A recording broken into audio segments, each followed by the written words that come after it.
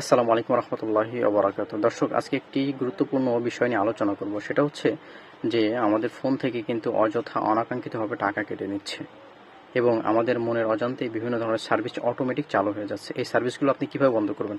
Just একটি code ডায়ালের মাধ্যমে কিন্তু আপনি আপনার ফোন থেকে যে সমস্ত অপ্রয়োজনীয় সার্ভিসগুলো আছে সেগুলো বন্ধ করতে পারেন। যেমন আপনি একজনের সাথে কথা বলার জন্য বা গুরুত্বপূর্ণ কোনো ব্যক্তির সাথে কথা বলার জন্য 20 টাকা রিচার্জ করলেন, কিন্তু পরবর্তীতে তাকে কল দিয়ে দেখছেন যে আপনার ফোনে ব্যালেন্স নেই।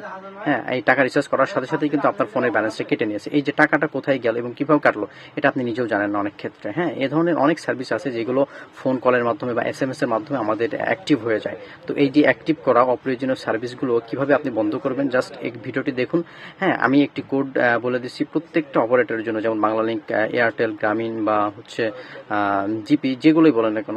আপনি যদি গ্রামীণ সিমের গ্রাহক হয়ে থাকেন আর গ্রামীণ সিম থেকে যদি আপনার টাকা কেটে নেয়, তাহলে আপনার ফোন থেকে জাস্ট ডায়াল করুন *121*6*1#।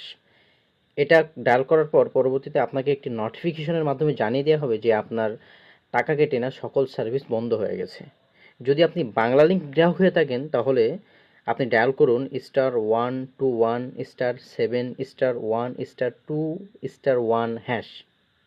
আর যদি আপনি রবি কিংবা এয়ারটেল গ্রাহক হয়ে থাকেন তাহলে ডায়াল করুন *9#। দেখবেন পরবর্তীতে তারা আপনাকে জানিয়ে দিয়েছে যে আপনার টাকা কেটে নেওয়া বা অপ্রয়োজনীয় যে সার্ভিসগুলো আছে সেগুলো বন্ধ হয়ে গেছে।